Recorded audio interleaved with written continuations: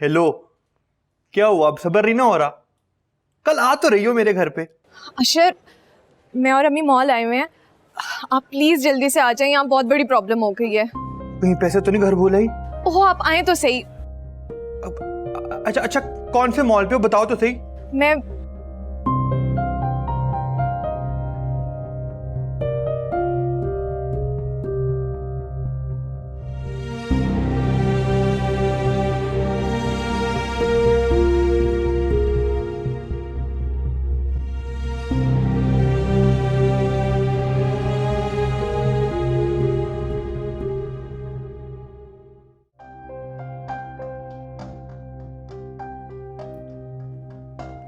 नुसरत,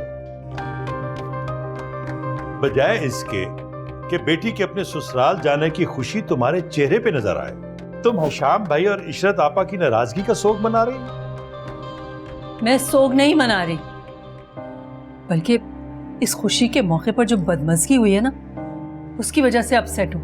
इसका तो फिर एक ही हल है कि हम कुछ अरसे के लिए उनसे अलग हो जाते, वो अपने घर में खुश, हम अपने घर में खुश। ये बात आप इतने इत्मीनान से इसलिए कह रहे हैं ना क्योंकि इशरत आपा आपकी बहन नहीं है, वरना जो आपके बहन भाई हैं उनसे तो आप रोज ही बात करते हैं, जबकि वो ऑस्ट्रेलिया और कतर में हैं। साल में 1-2 बार आप लोग मिल भी लेते हैं। अगर इंसान दूसरे की जगह अपने आप को रखे ना तो किसी को दुख ना पहुंचाए। नुसरत, मैंने पहले कभी ऐसी बात की है? मैं दिल से तुम्हारी बहन और बहनोई की इज्जत करता हूं। अफसोस कि तुमने एक लम्हे में सब मलियां मेट कर दी।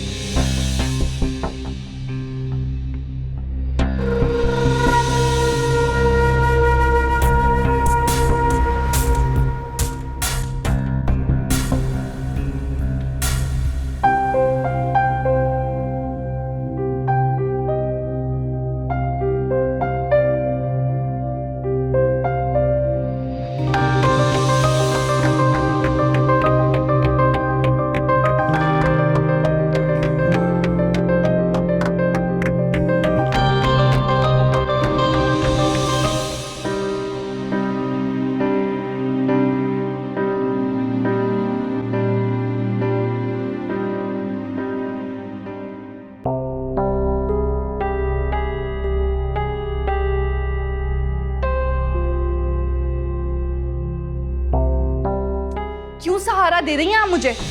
मैं कोई पहली बार रुखसत होकर इस जहन्नुम में नहीं आई हूं, और ये चोंचलेबाजी करने की जरूरत नहीं है मेरे साथ। मैं भूल गई थी कि तुम यहां पहले भी रह के जा चुकी हो। चलो कमरे में चलें।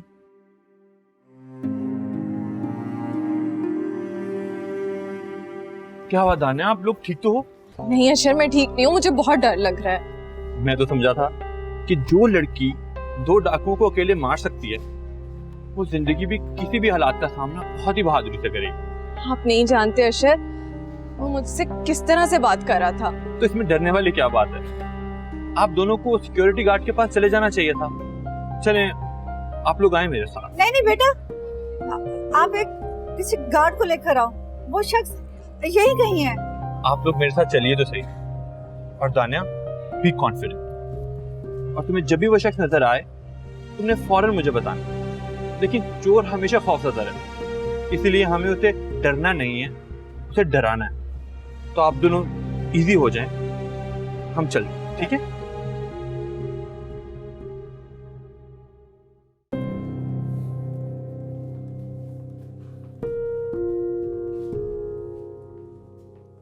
ये सब क्या तमाशा है?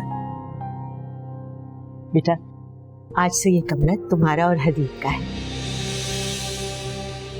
हदीब ने अपने हाथों से इसे सजाया है तुम्हारे लिए। और देखो, कमरे में अगर तुमने कोई चेंजेस करनी हो अपने हिसाब से तो वो कर लेना। पहले मुझे मेरी मर्जी की जिंदगी तो मिले, फिर इस कमरे के बारे में भी सोच लूंगी। वैसे चेंज तो मैं आप लोगों को करना चाहूंगी, जिसके लिए मैं हर वक्त दुआ करती रहती। मामा, आप बहुत थक गई होंगी, आप जाकर आराम कीजिए। इसकी तल्ख बातों पर गौर करने की जरूरत नहीं है। हाँ, तुम भी यहाँ से दफा हो जाओ, क्योंकि मैं भी बहुत थक चुकी हूँ। ये हम दोनों का कमरा है सोबिया, मुझे यहाँ से कहीं जाने की जरूरत नहीं, समझी?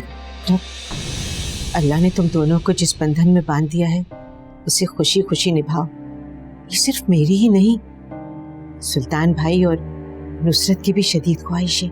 आप लोग मेरे माँ बाप को हथियार बनाकर मुझे ब्लैकमेल नहीं कर सकते।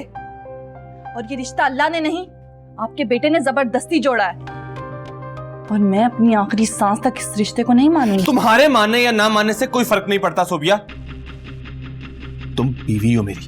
बीवी नहीं, बेवा बनकर मैं ज्यादा खुश रहूंगी। बस ये करम कर दो मुझ पर। ओ, तुम मेरी बेवा बनने के लिए तैयार, इसका तो मतलब है कि तुम इस निकाह को मान गई। Very good. खुदा का वास्ता है, खुदा का वास्ता है, चुप हो जाओ। तो इसे कहें कि यहाँ से दफा हो जाए। नहीं जाऊंगा, बहुत कर ली तुमने अपनी मनमानी, अब बस सोबिया। तो ठीक है, मैं यहाँ नहीं रह सकती। सोबिया, हदी बेटा, तुम्हें सब्र और बर्दाश्त से काम लेना होगा, वरना हालात मजीद बदतर होते चले जाएंगे। मामा, इससे बदतर हालात और क्या हो सकते हैं? कब से सजा दे रही है वो मुझे, हद होती है एक बात की, थक चुका हूं मैं अब। ये थका देने वाली जिंदगी तुमने खुद ही तो चूज की है। जिस जल्दबाजी और बेवकूफी में तुमने ये कदम उठाया था, उसका खमियाजा तो तुम्हें भुगतना ही है। मामा, आखिर कब तक भुगतूंगा मैं ये खमियाजा? अब और नहीं, बहुत कर ली उसने अपनी मनमानी, अब बस। मैं समझ रही हूँ हदी, तुम्हारी मोहब्बत में जिद भी शामिल हो गई है। हदी, तुम्हारे लिए इतनी तसल्ली काफी नहीं कि सोबिया तुम्हारे निकाह में है। देखो बेटा, ये जल्दबाजी, गुस्सा, नफरत ये सिचुएशन को मजीद खराब करेगी। तुम्हें सब्र से काम लेना होगा, तुम्हें ये सब कुछ बर्दाश्त करना होगा। मेरी खातिर जहां इतना बर्दाश्त किया है, थोड़ा सा और कर लो।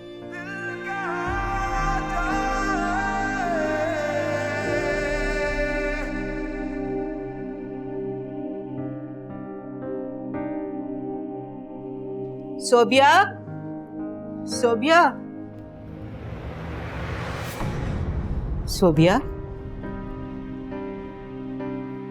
बेटा तुम जाओ अपने कमरे में, मैंने हदीद को समझा दिया है। काश बुशरा आंटी, काश काश के बचपन में आपने उसकी तरबियत अच्छी की होती, तो आज मुझे ये दिन ना देखना पड़ता। काश कि आपका बेटा पैदा होते ही मर गया होता, तो आज हम सब सुकून में होते। जानती हो सोबिया, तुम्हारी बातें दिल चीर कर रख देती हैं, जैसे किसी बेकसूर इंसान को बिलावजह कोड़ों की सजा दी जा रही है। अरे जो सजा मुझे मिल रही है उसका हिसाब भी तो दीजिए बुशरा आंटी। मेरी एक बात याद रखिएगा, मैं आप लोगों को ना चैन से जीने दूंगी ना मरने, और मैं अब कोई अजियत बर्दाश्त नहीं करूंगी। मैं और ये सब नहीं सहूंगी। अब बताने की जरूरत नहीं है, मुझे सब नजर आ रहा है। तुम जाओ, जाके अपने कमरे में आराम करो। हदीद मेरे कमरे में चला गया है। मैं आपके जानवर बेटे पर बिल्कुल भरोसा नहीं करूंगी। आप खुद मुझे कमरे तक छोड़कर आएंगी।